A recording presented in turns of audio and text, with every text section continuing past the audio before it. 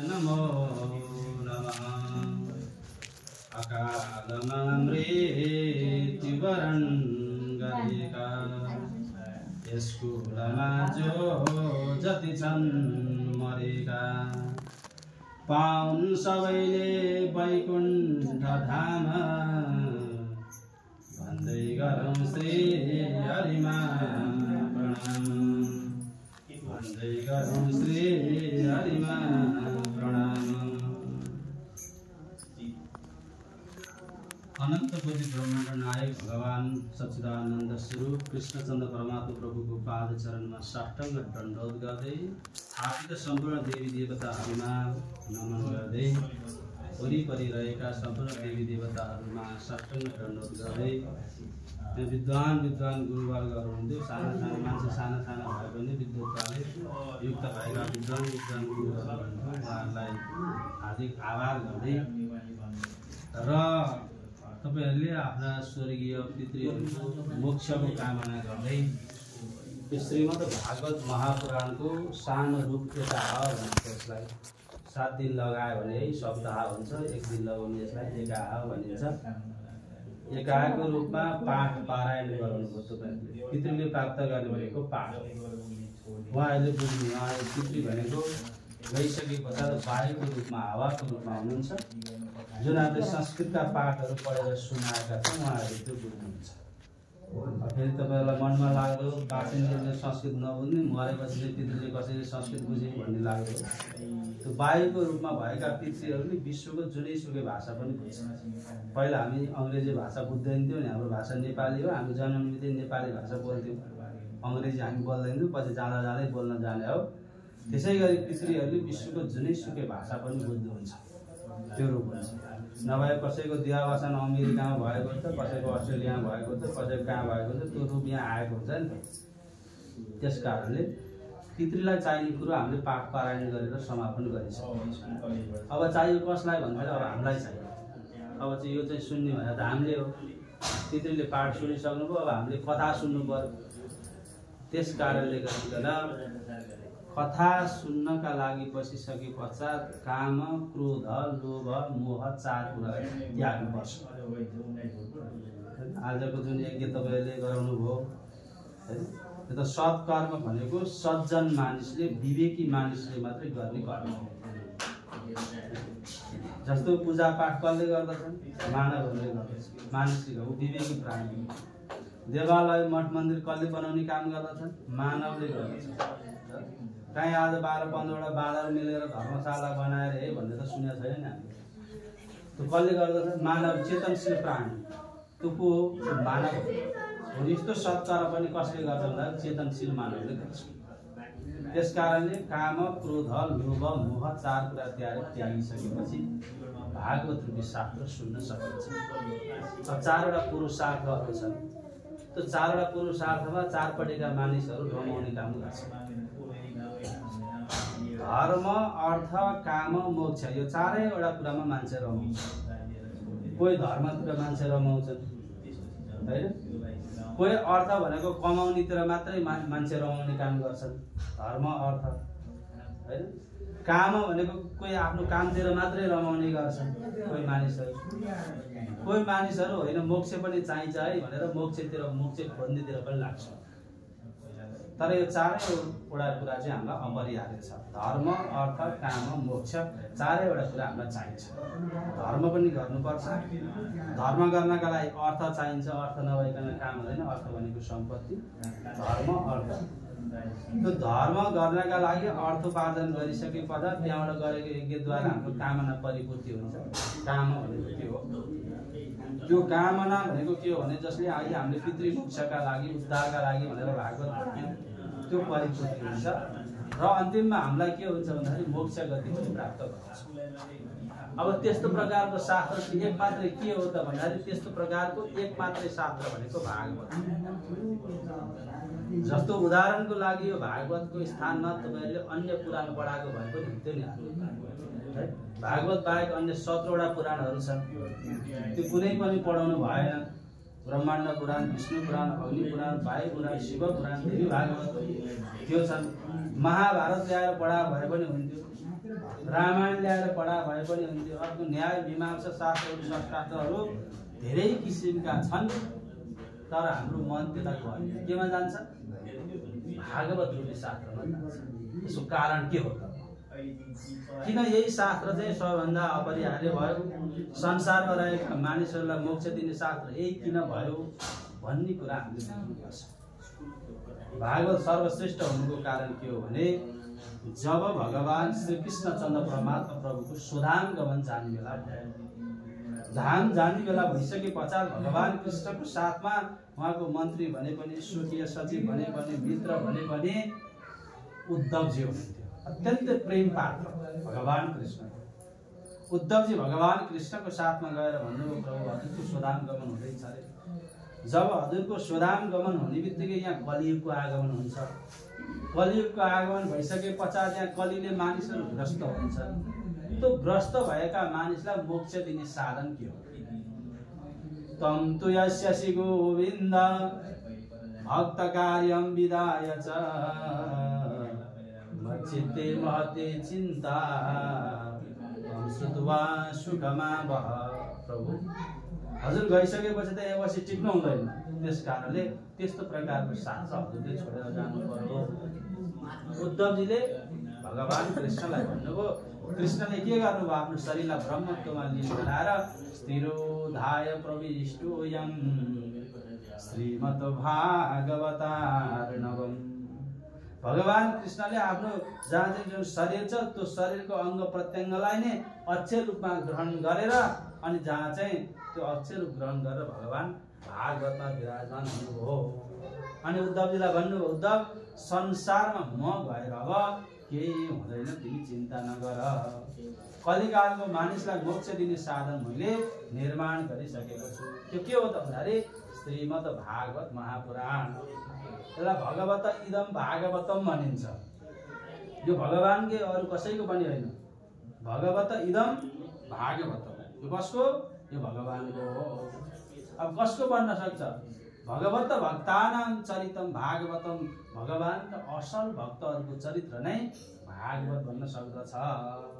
त्यसैले अहिले हामीले आनन्दका साथमा सुन्न सक्यौँ भने हामी के भयौँ? हामी भगवानका असल भक्त भयौँ। असल मानिसले मात्रै भागवत सुन्दछन् हैन। जसलाई यसको रस थाहा छैन भने उसले भागवत सुन्दैन हैन। यसका त जहाँ चाहिँ पद पद शब्द शब्दमा रसले युक्त भएको छ, स्वाद स्वाद पदे पदे। त्यसको के छ भन्दाखेरि प्रत्येक पद पदमा स्वादले युक्त भएको छ। किन त भन्दाखेरि भगवानले 2-3वटा उपदेशहरू गर्नु भएको छ। भागवत अन्य भन्दा फरक किन छ भन्दाखेरि यथा दुग्धे स्थित सर्पी भन्नुभएको छ। महात्म्यको कथामा यथा दुग्धे स्थित सर्पी भन्नुभयो। त्यो भने के हो भने दुधमा के छ? दुधमा सर्पी भनेको घिउ छ हैन। त्यो दुध पदार्थबाटै के आउँछ? घिउ आउँछ। यथा दुग्धे स्थित सर्पी। दुधमा के छ? घिउ छ। त्यो हामीलाई थाहा नै छ। अब हामी कहिलेकाहीँ तरकारी पकाउन थाल्यौँ। तरकारी पकाउन लागेको अवस्थामा घिउ सकिएको छ हैन। अब कुँडेभरि दुध छ भने दुध हालेर त हामी तरकारी पकाउँदैनौँ। पकाउँछ त दुध हालेर हामी तरकारी पकाउँछौँ। आखिर त्यही दुधमा दियो नि त घिउ त हैन। त्यही दुधबाट जहाँ चाहिँ दही बन्छ, दही मन्थन गरिसके पश्चात घिउ आउने हो। तर हामी दुध हालेर तरकारी पकाउँदैनौँ। त्यस्तै छ। अब त्यसको स्वाद हेर्नुहोस् कस्तो छ, विचार गर्नु त। त्यो भिन्नै छ स्वाद। अहिले हामी भागवत यहाँ सुन्छौँ, यहाँ स्वाद अलिक फरक लाग्छ। भोलितिर अन्यत्र गएर काहीँ अरू सुन्यो भने झन् स्वाद फरक लाग्छ। फेरि गएर सुनो, फेरि स्वाद फरक। यसको एउटै स्वाद छैन। अब त्यही दुधको हेर्नुहोस् न, भर्खर दिएको दुध खानु स्वाद छुट्टै हुन्छ। तताएर त्यो दुधलाई पान गर्नु स्वाद छुट्टै हुन्छ। ठेकीमा हालेर खानुहोस् दहीको स्वाद छुट्टै हुन्छ। मन्थन गर्नुहोस् मोहीको स्वाद छुट्टै हुन्छ। नुहाउने आउँछ त्यो खान छुट्टै स्वाद हुन्छ। पगालेर खान छुट्टै हुन्छ। बट्टामा राखेर खानुहोस् फेरि छुट्टै हुन्छ। एउटा दुधबाट बनेको चिज अथवा त्योभन्दा पछाडि अब हेर्नुहोस् त अरू जहाँ चाहिँ मिठाईहरू बन्छन्, लालमन बन्छन्, रसभरी बन्छन्, पनिर खाइरहेका छौँ हामी। त्यो केबाट बन्यो? दुधबाट बन्यो। त्यसको स्वाद कस्तो छ? स्वाद फरक फरक छ। हो यो भागवत भने त्यस्तै हो, अत्यन्तै स्वादले युक्त भएको तर फरक फरक प्रकारको स्वाद दिन सक्ने। अब अर्को उपदेश दिनुभएको छ, के छ भनेदेखि उखुको उपदेश दिनुभएको छ परमात्मा। उखुमा के छ? उखीमा चिनी छ हैन, उखुबाटै चिनी आउँछ। अब कहिलेकाहीँ चिया पकाउन थालियो, चिया पकाउन लागेको अवस्थामा पानी उम्ल्यो, चियापत्ती पनि हालियो, बट्टामा हेऱ्यो चिनी छैन। अब बारीमा के छ? बारीमा उखु छ, बारीमा उखु छ, बट्टामा चिनी छैन भने उखु हालेर चिया पाक्छ कि पाक्दैन? आगे छन त त्यही उखुमा थियो नि चिनी, चिनी त्यही उखुमा थियो, तर उखु ल्याएर हालेर चिया पाक्दैन। के चाहियो? उदो नै चाहिन्छ अथवा चिनी नै चाहिन्छ। त्यस कारणले भागवतको विकल्प अरू शास्त्र हुन सक्दैन मोक्षको लागि। अब यो कस्तो छ त? यो त अमला जस्तो छ। हेर्नुहोस् भागवत कस्तो छ? अमला जस्तो।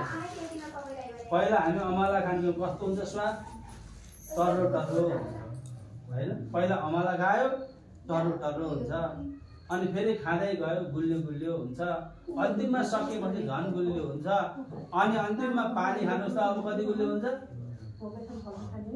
अमला एउटै हो नि, स्वाद कति फरक आयो हो। त्यस्तै प्रकारको स्वादले युक्त भएको जुन शास्त्र हो त्यो भनेको भागवत रूपी शास्त्र हो। त्यसकारण यसको विकल्प छैन त भन्दाखेरि यसको विकल्प कुनै पनि शास्त्र हुन सक्दैन। त्यसैले हामीले के पढायौँ? भागवत रूपी शास्त्र पढायौँ। यसको विकल्प अब छैन, यो बताइदिने काम गर्नुभयो। अब यो भागवत गुरुहरूले त पढ्नुभयो, अब यसो हामी ब्राह्मण संस्कार नै हुर्केका मान्छे हौँ, सामान्यतः अलिअलि हामीलाई जानकारी नै छ कसरी पढ्नु होला भन्ने कुरो। यसमा 335 अध्याय हुन्छ, त्यसो अध्याय संख्या।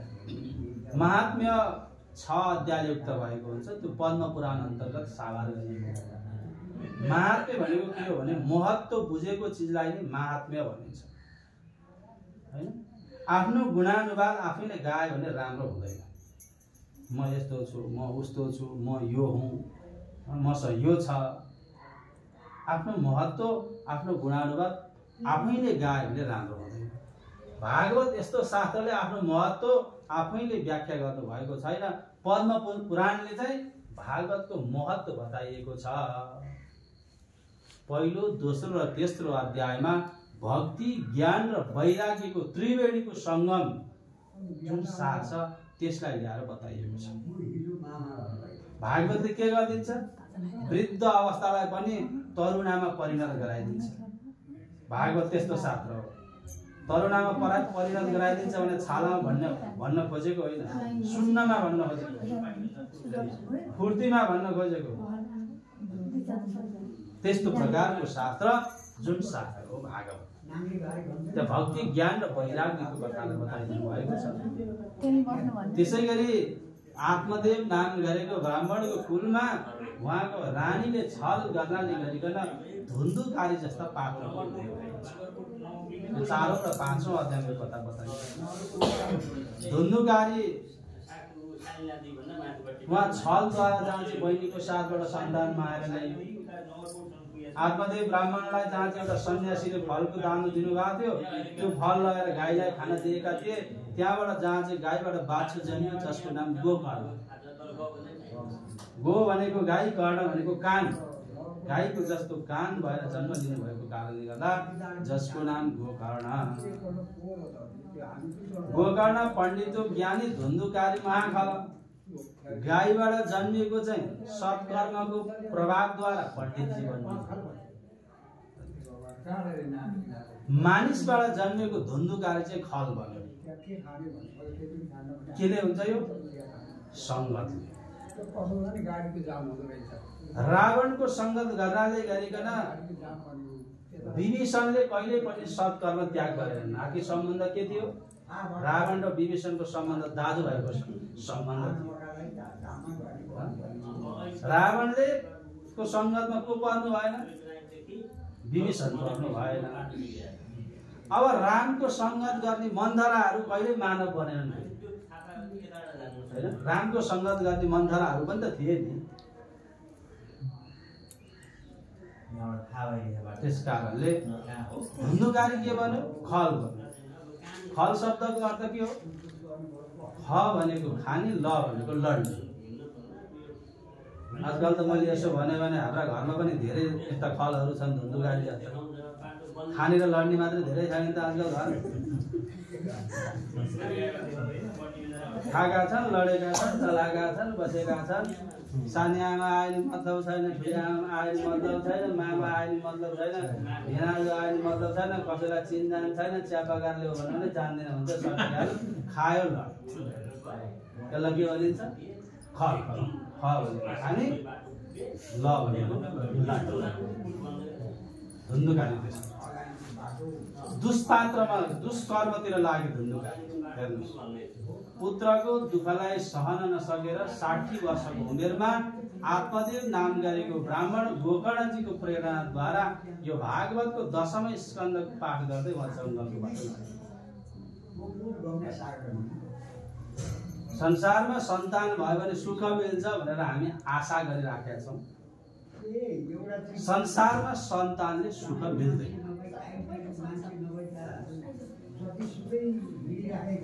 त्यो सम्भावना छैन। खोज्छन् सबै सुख भनी सुख त्यो कहाँ छ, आफू मिटाई अरूलाई दिनु जहाँ छ। त्यो सन्तानबाट मानवहरू के खोजिरहेछ? सुख खोजिरहेछ, आनन्द खोजिरहेछ। तर सन्तानले सुख दिँदैन। आजकल कसैका साथमा कसैका छोराछोरी छन् त?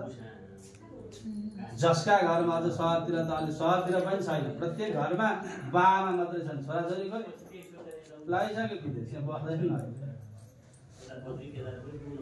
कोही बस्छन्। अनि हामी के गरिरहेको छौँ? सन्तान हुँदा सुख खोजिरहेको छौँ। त्यो सम्भावना छैन। धुन्धुकारीले के गर्यो? 60 वर्षको बाला घरबाट निकालिदियो।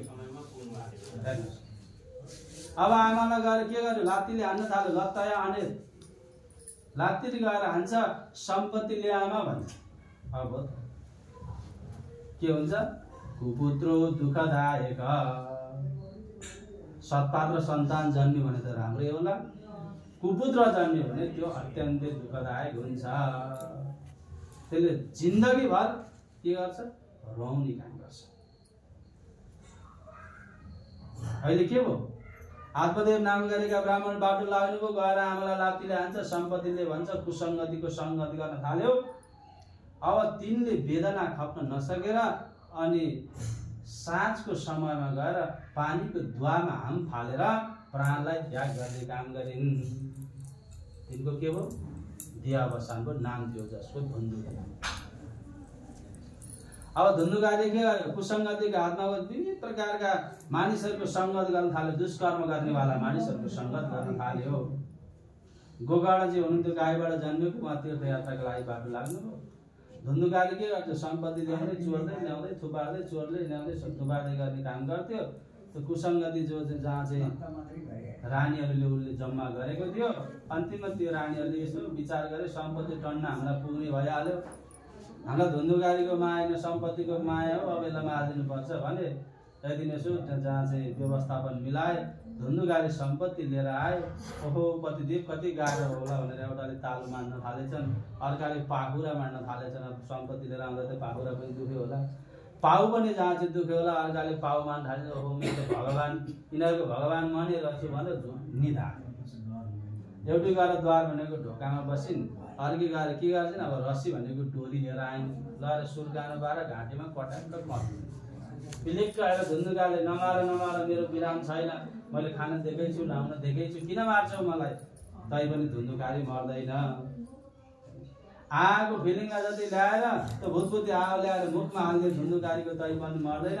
अग्नि ज्वाला दुखेन व्याकुलो निधन गत। आगा झला ल्याएर पटापटी हेर्काले के भयो? धुन्धुकारीको व्यवसान हो। त्यसलाई मार्नु। अब मारिदिएपछि के भयो? त्यसलाई लगाएर फाल्ने सम्पत्तिले तिनीहरू बाँकी बाटो लागे। दरबार के भयो, दरबार प्रलयमा पर्यो। अब त्यो मान्छे नभएपछि त दरबार भत्किने भयो, दरबार भत्क्यो। गोकर्णजी तीर्थयात्रा गएका गोकर्ण पण्डितले थाहा पाउनुभयो धुन्धुकारी मेरो दाजुको यसरी यसरी मृत्यु भएको छ भनेर गयामा गएर 100 श्राद्ध गर्ने काम गर्ने। दाजुको मृत्यु भएको छ अकालमा। अनि एक दिन गोकर्णजी आफ्नो दरबारमा आउनु भएको थियो। दरबारमा आउँदा त रात्रिकालीन सत्रमा उसलाई तर्साउन थाल्यो गोकर्णलाई। कहिले राव भनेर तर्साउँछ, कहिले हात्ती भनेर तर्साउँछ, कहिले घोडा भनेर तर्साउँछ। गोकर्णजीले सोध्नुभयो को तिमी? अहम रातत्वदीयोस्मि धुन्धुकारी नामतः। म तपाईको दाजु धुन्धुकारी हो। कुसङ्गतिको हातमा परेर मेरो मृत्यु भएको छ, उद्धार गर्नु बाबु भनेर त्यो धुन्धुकारीले सपनामा आयो। अनि मैले गयामा गएर काशीमा गएर 100 श्राद्ध गर्दा थिएँ नि, तिमीले पाएनौ भन्दाखेरि मैले पाइनँ। मेरो प्रेतत्व भाव नै नाश भएको छ, क्रियाकर्म भएको छ। प्रेतत्व भाव नाश हुनु पर्यो। धुन्धुकारीले जहाँ चाहिँ यसरी आग्रह गर्यो गोकर्ण पण्डितजीका साथमा, यसरी आग्रह गरिसके पश्चात गोकर्ण पण्डित कस्तो हुनुहुन्थ्यो भने भगवान सूर्यनारायणको बेगलाई रोक्न सक्नुहुन्थ्यो। सूर्यनारायणको बेगलाई रोकेर भन्नुभयो यसरी यसरी मेरो दाजु धुन्धुकारीको मृत्यु भएको छ, अब मोक्ष कसरी मिल्छ? गोकर्णजीले सुन्नुभयो र के गर्नुभयो भनेदेखि भगवान सूर्यनारायणले बताइदिने काम गर्नुभयो। सप्ताह वाचनम पूर्व। कहाँबाट आयो बोली? भगवान सूर्यनारायणले वचन दिने काम गर्नुभयो। तिम्रो कुलमा मृत्यु भएका धुन्धुकारीलाई मोक्षको गति दिनुपर्छ भने भागवत रूपी शास्त्र सुन। भगवान सूर्यनारायणले बताइदिनु भयो र गोकर्ण पण्डितजीले के गरिदिनु भयो? भागवत रूपी शास्त्र सुनाएर धुन्धुकारीलाई मोक्षको गति दिने काम गर्नुभयो। यो शास्त्र त्यस्तो गरिरहेको छ। कति प्रमाणित शास्त्र हो यो। आगोले धुन्धुकारीको केस कतिवटा छ? 3वटा केस छ। एउटा आगोले जलेको छ, अर्को अर्काको हातमा परेको छ, अर्को डोरी लगाएको छ घाँटीमा। त्यस्ता मानिसहरूलाई पनि मोक्षको साधन के हो भने भागवत शास्त्र हो। 6औं अध्यायमा गएर कथा सुन्ने नियमहरूको बारेमा बताइएको छ महात्म्य। अब प्रथम स्कन्धबाट आरम्भ हुन्छ। प्रथम स्कन्धको भागवतमा 19 अध्याय छ। पहिलो, दोस्रो र तेस्रो मङ्गलाचरणका श्लोकहरू छन्। यसको जबाट पहिलो श्लोक सुरु हुन्छ। जन्माद्यस्य यतो नयादित। जबाट पहिलो श्लोक सुरु हुन्छ। अन्तिममा गएपछि यमा गएर पुगिन्छ। यम ब्रह्मा वरुणेन्द्र रुद्र। पहिलो अध्यायको पहिलो श्लोक केबाट सुरु भयो? जबाट सुरु भयो। 13औं अध्याय जहाँ चाहिँ द्वादश स्कन्धको पहिलो अध्याय केबाट सुरु भयो? यबाट सुरु भयो। अगाडिको ज, पछाडिको या के भयो? जय। हामीले जय मनाउने कारण पनि यस्तो। भागवत भगवानको भन्छौँ हामी, जय भन्छौँ। यसरी सुरु भएको छ। अब भागवत कस्तो छ त? तेस्रो श्लोकमा बताएको छ मङ्गलाचरणको। निगम कल्पतरुर्गलितं फलम् सुखमुखाद्रविता द्रवसंयुतं पिबत भागवतं रसमालयम् गुरौ रसिका भुवि भावुकाः। निगम वृक्षमा पाकेको फल सुखका मुखबाट झर्यो, आऊ पेउ रसिक भुविका श्वास रहे तक अमृत यो। के हो यो? अमृत। भागवत भनेको के हो? अमृत हो। संसारमा जन्म लिएर आइसकेपछि एक बार भागवत सुन्दैन भने त्यो मानव जीवनको सार्थकता हो। चाहे घरमा लगाएर सुन्नुहोस्, चाहे अन्त गएर सुन्नुहोस्, चाहे आजकल त जहाँ मोबाइलमा पनि आउँछ हैन, युट्युब सर्च गरेपछि त्यहाँ पनि आउँछ। त्यसरी सुन्नुहोस्, जसरी भए पनि सुन्नुपर्छ। एक बार भागवत सुन्नुपर्छ। निगम वृक्ष भनेको वेद रूपी कल्प वृक्ष। ऋग, यजुर, साम, अथर्व 4 वेदहरू छन्। त्यो 4वटा वेदका हाँगाका रूपमा 18वटा पुराणहरू आएका छन्। त्यसको सबैको सार वस्तु भएर निस्किएको अमृत हो भागवत। वेदोपनिषदाम सार, वेद र उपनिषदको सार। महाभारतको भाष्य या महाभारतका कथाहरू पनि समावेश भएका छन्। महाभारतका भाष्य गायत्री मन्त्रको सार, भागवत भनेको गायत्री मन्त्रको सार पनि हो। पहिलो श्लोकमै धीमहि भन्ने शब्द प्रयोग भएको छ। धीमहि भन्ने शब्द गायत्री मन्त्रबाट आएको शब्द हो। त्यसैगरी 17वटा पुराणको सार, यो बाहेक अन्य 17वटा पुराणको सार। त्यसैले के भयो भन्दाखेरि श्रीमद् भागवत महापुराण, अरु विष्णु पुराण, अवधि पुराण, ब्रह्माण्ड पुराण भयो भने यो चाहिँ महापुराण, सबैको सार वस्तु। 12वटा स्कन्द, 335 अध्याय, 18,000 श्लोक संख्याले युक्त भएको छ। श्लोक संख्या 18,000ले युक्त भएको छ। त्यसमै महाभारतका कथाहरू अगाडि बढ्दै जान्छन्। महाभारतको प्रसङ्गमा एक राजा हुनुहुन्छ जसको नाम परीक्षित। परीक्षित नाम गरेका राजाले कलिलाई दण्ड दिन्छु भनेर राजाले आफै दण्ड दिन्छ। श्रमिक नाम गरेका ऋषिका गलामा गएर मरेको साँप लगाइदिने काम गर्नुभयो राजाले, पानी नदिएको। श्रमिकका छोरा थिए जसको नाम हो श्रृङ्गी। श्रृङ्गीले जहाँ चाहिँ कौशिकी नाम गरेको गङ्गाजीमा गएर एक अलिले जलेर भन्नुहुन्छ जसले मेरा पिताका गलामा मरेको साँप लगाइदिएको छ। आजको 7 दिनको दिनमा त्यो व्यक्ति तक्षग्राम गरेको सर्पले डसेर मर्नु पर्यो भन्ने श्राप गर्यो। कति दिनको दिनमा? 7 दिनको दिनमा। त्यसै गरी त्यसलाई के भन्नु अब 7 दिनमा लगाइन्छ नि त सप्ताह, होइन? सप्ताह भनेको 7, ह भनेको दिन, त्यसको मिश्रण हुँदाखेरि केमा आयो? सप्ताहमा आयो। त्यसलाई के विभाजन भयो? 7वटा बारहरू भयो। 8वटा बार त छैन, 7वटा बारहरू छ। त्यो जति बार छन् त्यही बार अनुसार एक हप्ता, त्यो एक हप्ताको 7 दिन, त्यसको नाम सप्ताह।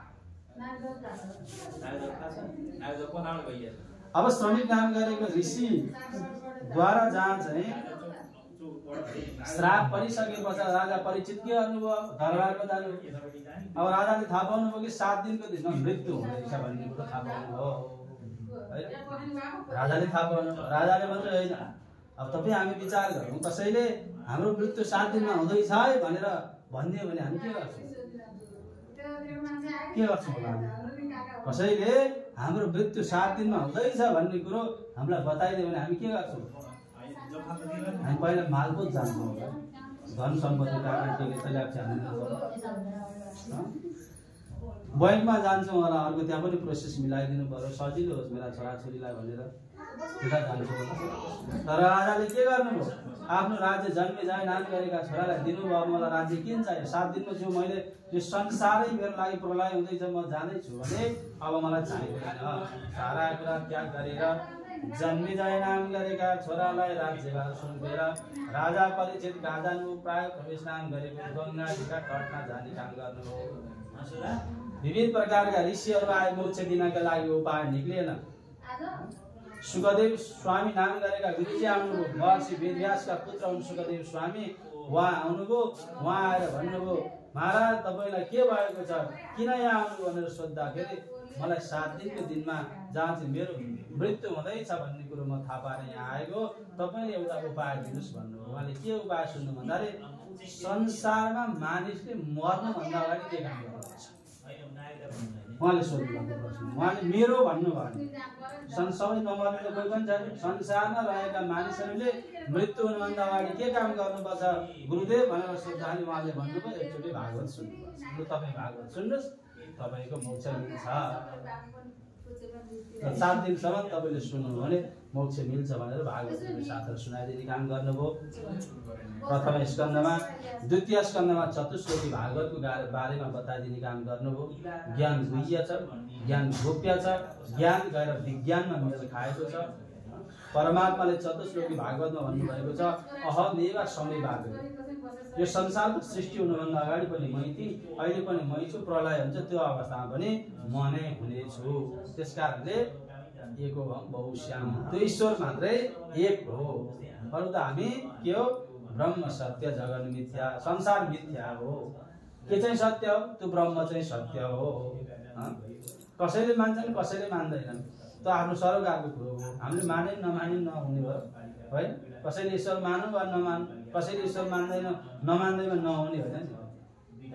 कसैले सूर्य र चन्द्रमाको बारेमा विरोध गर्छन्, उनीहरूले विरोध गरेर सूर्य नउदाउने, जहाँ चाहिँ चन्द्रमा पनि नआउने हो।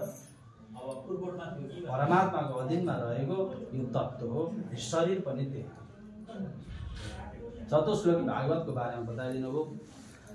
तृतीय स्कन्धमा गएर सृष्टिका प्रपञ्चहरूलाई सारा कुरालाई बताइदिने काम गर्नुभयो। भगवानले मानिसको सृष्टि गर्नुभन्दा अगाडि के गर्नुभयो भने कालको सृष्टि गर्नुभयो। काल भनेको के हो? काल भनेको समय हो।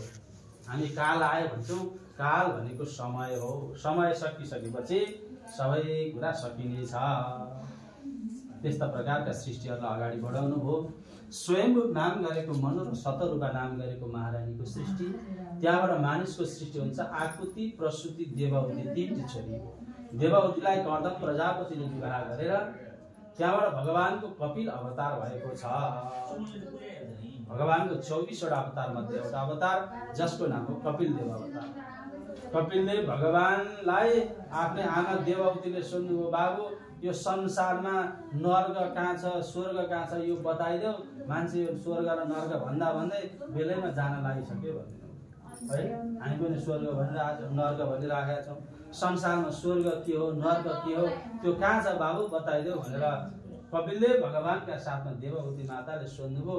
अनि कपिलदेव भगवान भन्नुहुन्छ, अत्रैव नरकम स्वर्गम इति माता प्रचक्षते। माताजी संसारमा स्वर्ग पनि यही छ, नर्क पनि यही छ। के भोगिराखेका छौँ त्यो नै स्वर्ग र नर्क हो। मृत्यु भएपछि जाने कुरालाई छोड्नु।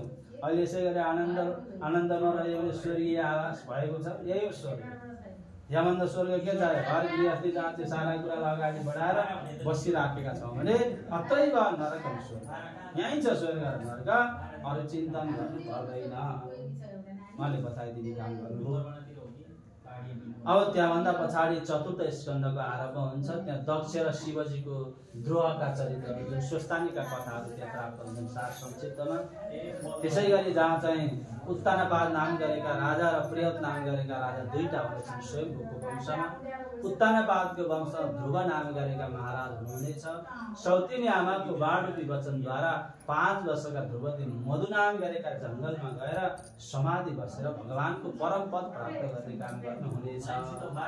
ध्रुवको वंशमा उत्कल, उत्कलको वंशमा अङ्ग, अङ्गको वंशमा वेद, वेदको वंशमा पृथु, पृथुको वंशमा विजिताश्व, विजिताश्वको वंशमा प्राचीन भरी, प्राचीन भरीका वंशमा 10 प्रचेता, 10 प्रचेतालाई भगवानले जहाँ चाहिँ अत्यन्तै प्रकारको ज्ञान दिनुभएको छ। 10 प्रचेताले सोधे, प्रभु संसारमा यसो हामीलाई लागिरहेको छ, उहाँहरूलाई मात्रै होइन हामीलाई पनि लाग्छ नि। हामी त घरमा बसेका छौँ, बिहान गयो जहाँ चाहिँ अफिस गयो, काम गऱ्यो, फेरि घरमा आयो, भोलिपल्ट त्यही दिनचर्या सुरु हुन्छ। कोही जोगी बनेर हिँडेका छन्, कोही सन्यासी बनेर हिँडेका छन्, कोही लपेटा धसेर हिँडेका छन्, गेरु वस्त्र परिधान गरेका छन्, कोही जहाँ चाहिँ देवघाट धाममा बसेका छन्, कोही पशुपतिमा बसेका छन्, सारा कुरा त्याग गरेका छन्। उनीहरूले चाहिँ मोक्ष पाउँछन् र हामीले पाउँदैनौँ कि भन्ने हाम्रो सन्देह छ, किनकि हाम्रो घर त्याग्न सकेका छौँ। त्यहाँ भगवानले भन्नुभयो, गृहस्वा विशताम वापी पुंसाम कुशल कर्मणा। गृहस्थी धर्ममा रहेर कुशल कर्म गर्न सक्यो भने सबैको मोक्ष दिन्छ। कुशल कर्म भनेको के हो? यही कर्म, कुशल कर्म। किन हामी जन्मले 3वटा ऋण लिएर आएका हुन्छौँ, देव ऋण, ऋषि ऋण र पितृ ऋण। यो हामी जन्मले हाम्रो तालुमा 3वटा ऋणहरू थुपारिएका हुन्छन्, देवताको ऋण, ऋषि ऋण र पितृ ऋण। यो तार्नको लागि के गर्नु पर्यो? यसै गरी सत्कर्म गर्न सक्यो भने त्यो 3 ऋणबाट मोक्ष मुक्त हुन्छ। मानवले के गर्छ? मोक्ष प्राप्त गर्न सक्दछ। चतुर्थ स्कन्ध 33 अध्याय 31 अध्याय पनि छ। पञ्चम स्कन्धमा प्रेवत नाम गरेका राजाको चरित्र छ। प्रेवतको वंशमा अग्निन्द्र, अग्निन्द्रको वंशमा नाभि, नाभिको वंशमा ऋषभदेव, ऋषभदेवका वंशमा भरतजी। भरतजी के गर्नुभयो? सारा कुरा त्याग गरिदिनु भयो र हरिहर क्षेत्रमा जानुभयो। हरिहर क्षेत्र भनेको कहाँ हो? देवघाट धाम। हरिहर क्षेत्रमा हरि हर, हरि भनेको भगवान विष्णु, हर भनेको महादेव। दुईटा गङ्गाको मिश्रण भएको कारणले गर्दा त्यसलाई हरिहर क्षेत्र भनिन्छ। हरिहर क्षेत्रमा को जानुभयो? भरतजी जाने काम गर्नुभयो। एक दिन बिहान गङ्गाजीको तटमा स्नान गरेर सूर्यनारायणलाई अर्घदान गर्छु भनेर यसो अगाडि बढ्नुभएको थियो। एउटा सानो मृगको पाठो हातमा आइलाग्यो। मृगको पाठो बगाउँदै बगाउँदै बगाउँदै ल्याइन्छन् गङ्गाजीले। त्यो मृगको पाठो के भयो, हातमा आइलाग्यो। सारा कुरा त्याग गरेर गएको राजा मृगलाई दया गर्नु पर्यो भनेर दया गर्नु लाग्यो। दया त गर्नु पर्यो, दया गर्न लाग्नुभयो। दरबारमा लगाउनुभयो, स्याहार सुसार गराउनुभयो, हुर्काउनु भयो। राजा भरत यसो जङ्गलतिर कन्दमूल खोज्न जानुभएको थियो। यतापट्टि मृगका बथानहरू आयो। पशुको मती त उतैतिर फर्किहाल्यो। पशु भाव त्यस्तो हुन्छ। पशु उतैतिर फर्कियो। भरतजी दरबारमा आउनुभयो। यसो हेर्नुहुन्छ मृग छैन। मृग कहीँ नदेखिसके पश्चात उहाँलाई के भन्दाखेरि अहिले दया गर्नुभएको थियो, दया उल्टी। दया उल्टी चाहिँ के हुन्छ? मृगलाई दया गर्नुभएको थियो, दया उल्टी चाहिँ के हुन्छ? के हुन्छ दया उल्टी चाहिँ? दयाको उल्टो के भयो? याद हो। दया दया उल्टी। राजालाई के भयो? अहिले मृगलाई दया गरेको अहिले यादमा परिणत गराइदियो। अन्त्यमा मृग मृग मृग भन्दा हुँदै शरीरलाई त्याग गरिदिने काम गर्नुभयो। मृगको मायामा परेरै शरीरलाई त्याग गरिदिनु भयो। त्यो शरीर त्याग भइसकेपछि अब उहाँ अर्को जन्ममा के भएर जन्मनुभयो? मृगै भएर जन्मनुभयो। किन? मर्ने बेलामा मृगलाई सम्झेको कारणले गर्दा। यहाँबाट हामीले के बुझ्नुपर्छ भने मृत्युका अवस्थामा शोक गर्ने होइन, आँसु झार्ने होइन। मृत्यु काल समय हाम्रो बसमा छैन। त्यस कारणले परमात्माको चिन्तन मात्रै गर्नु पर्दछ। मृत्युका बखतमा हामीले जे सम्झ्यौँ अर्को जन्ममा त्यही भएर जन्मनु पर्दछ। अहिले भरतजी के हुनुभयो?